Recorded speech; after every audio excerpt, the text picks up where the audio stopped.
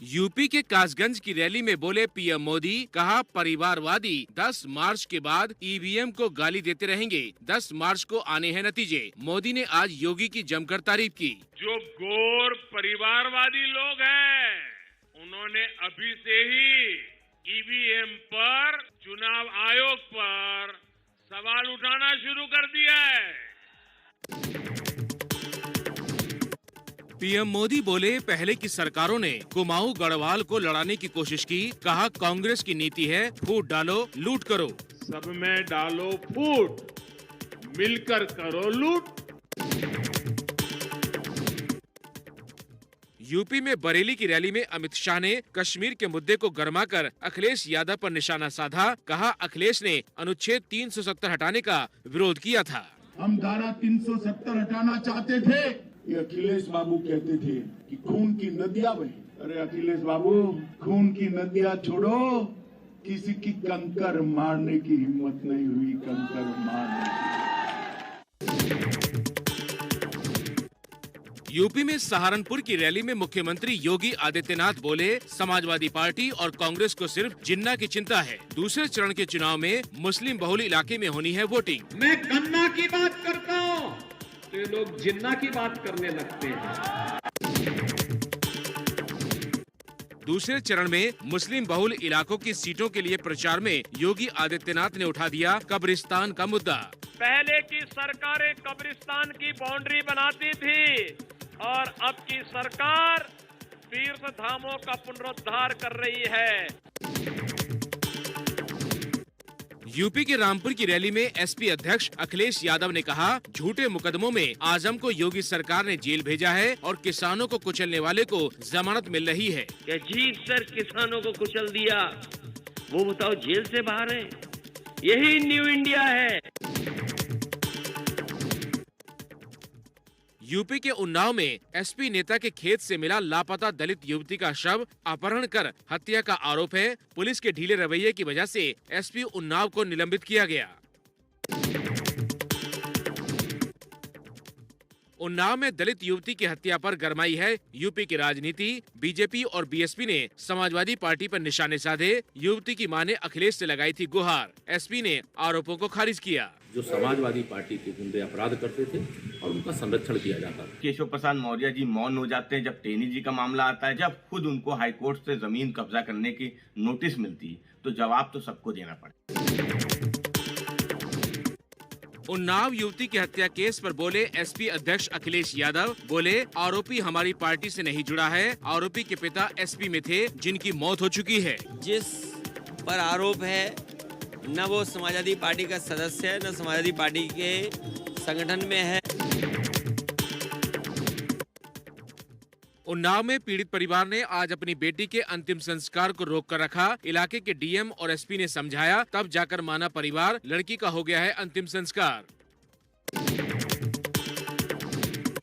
BJP नेता उमा भारती ने झांसी की रैली में कहा, जो यहाँ आतंक फैलाते हैं उनकी हड्डी तोड़ दो। यूपी के शामली में बीजेपी नेता का धमकाने का वीडियो वायरल। बीजेपी के खिलाफ एजेंट बनने पर चेतावनी दी। 10 फरवरी को वोटिंग के दिन का है वीडियो। काम मारना बंद कर दूंगा मैं थाने में, और जिस दिन काम मारना बंद कर दिया औकात पता लग जाएगी तब अभी अपनी बिल्कुल इज्जत के घाक हो रहे मेरे के। पंजाब कांग्रेस अध्यक्ष सिद्धू की बेटी बोली, चन्नी को सीएम चेहरा बनाने के लिए पार्टी की मजबूरी होगी, लेकिन सिद्धू जैसे ईमानदार चेहरे को ज्यादा देर तक रोका नहीं जा सकता। कोई ईमानदार बंदे को काफी देर तक रोक नहीं सकता। पंजाब के फिरोजपुर में अभिनेत्री माही गिल ने बीजेपी उम्मीदवार गुरमीत के लिए चुनाव प्रचार किया। बोली, मैं किसानों की समस्या हल करवाने में करूंगी मदद। ਜਿਹੜੇ ਜ਼ਮੀਂਦਾਰਾਂ ਦੀ ਫਾਰਮਰ ਦੀ ਪ੍ਰੋਬਲਮਸ ਹੈ, ਮੈਂ ਪ੍ਰੋਮਿਸ ਕਰਦੀ ਮੈਂ ਉਹ ਵੀ ਸੋਲਵ ਕਰਾਉਂਗੀ। ਮੈਂ ਉੱਪਰ ਤੱਕ ਉਹਨਾਂ ਨਾਲ ਗੱਲ ਕਰੂੰਗੀ, ਤੁਹਾਡੀ ਪ੍ਰੋਬਲਮਸ ਲੈ ਕੇ ਜਾਊਂਗੀ। एमपी में बीजेपी सरकार के मंत्री गोविंद सिंह राजपूत की फिसल गई जुबान। जनसभा में कह दिया, 5 राज्यों में बीजेपी की जगह कांग्रेस को बहुमत मिलेगा। चाहे गोवा हो, चाहे हमारा पंजाब हो, उत्तर प्रदेश हो, सब जगह कांग्रेस का बहुमत होगा और कांग्रेस की बम्पर सरकार बनेगी। कर्नाटक के हिजाब विवाद में अब भी दखल नहीं देगा सुप्रीम कोर्ट।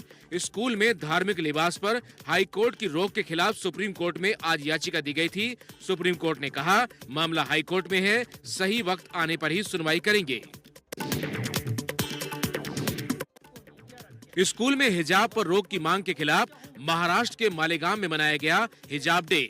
जमीयत उलेमा हिंद ने हजारों लोगों की भीड़ जुटा ली। प्रशासन ने जमीयत पर केस दर्ज किया। प्रदर्शन रोकने के लिए बुल्ढाना, बीड़ और मालेगांव में धारा 144 लागू की गई। कर्नाटक के स्कूल में हिजाब पर रोक के खिलाफ यूपी की अलीगढ़ मुस्लिम यूनिवर्सिटी में प्रदर्शन हुआ। छात्राओं ने कहा हिजाब पहनना हमारा संवैधानिक अधिकार है। मार्च भी निकाला। असम के मुख्यमंत्री हेमंत बिस्व शर्मा बोले, छात्रा क्लास में हिजाब पहनेगी तो टीचर को कैसे पता चलेगा कि छात्रा को पढ़ाई समझ में आ रही है। अगर आप हिजाब पहन के जाते हैं तो टीचर को कैसे मालूम होगा आप समझ रहा है कि नहीं समझ रहा है।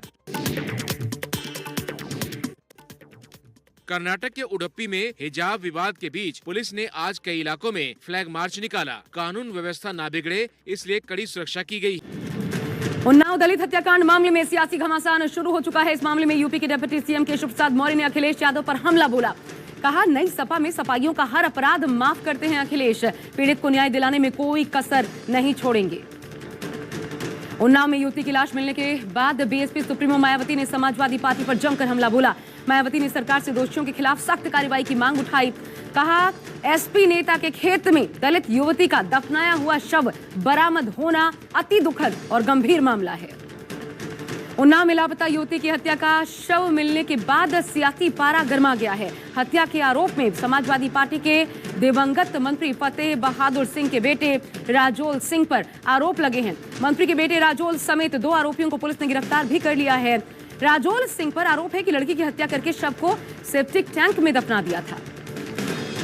लापता युवती की हत्या कर शव दफनाने को लेकर आक्रोशित भीड़ का पोस्टमार्टम से पहले जोरदार हंगामा। इस दौरान घरवाले और गांव के लोग अफसरों और जनप्रतिनिधियों को बुलाने की मांग पर अड़ गए, लेकिन बाद में पुलिस के समझाने बुझाने पर शव भारी सुरक्षा व्यवस्था के बीच पोस्टमार्टम के लिए भेजा गया। कर्नाटक हिजाब मामले में सुप्रीम कोर्ट ने फिलहाल दखल देने से इनकार कर दिया है। सुप्रीम कोर्ट ने कहा सही समय पर इस मामले को सुना जाएगा। कोर्ट ने कहा स्थानीय हिजाब मामले को राष्ट्रीय समस्या न बनाएं, फिलहाल हाईकोर्ट को मामला देखने दीजिए। आपको बता दें हिजाब विवाद पर कर्नाटक हाईकोर्ट के फैसले को सुप्रीम कोर्ट में चुनौती दी गई थी। कर्नाटक हिजाब विवाद पर केंद्रीय मंत्री गिरिराज सिंह ने बड़ा बयान दिया। कहा हिजाब विवाद पीएफआई की सोची समझी और देश को बदनाम करने की साजिश है। देश में कॉमन सिविल कोड होना चाहिए। हिजाब मामले पर मायावती की भी प्रतिक्रिया सामने आई। मायावती ने ट्वीट करके लिखा, मुस्लिम महिलाओं का हिजाब पहनने का मामला अति गंभीर और अति संवेदनशील। इसकी आड़ में राजनीति और हिंसा अनुचित है। सुप्रीम कोर्ट अगर इसका समय पर संज्ञान ले तो बेहतर होगा।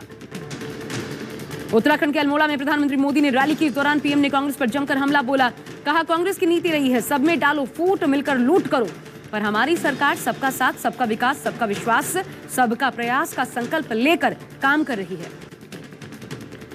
पीएम मोदी ने आज यूपी के कासगंज में रैली को संबोधित किया। कहा यूपी चुनाव के पहले चरण में बीजेपी का परचम लहरा रहा है, परिवारवादियों का डूबना तय है। उन्होंने जनता को बांटने की कोशिश की। पीएम ने आगे कहा परिवारवादियों को गरीब की चिंता नहीं, उन लोगों ने अपनी झोलियां भरी है।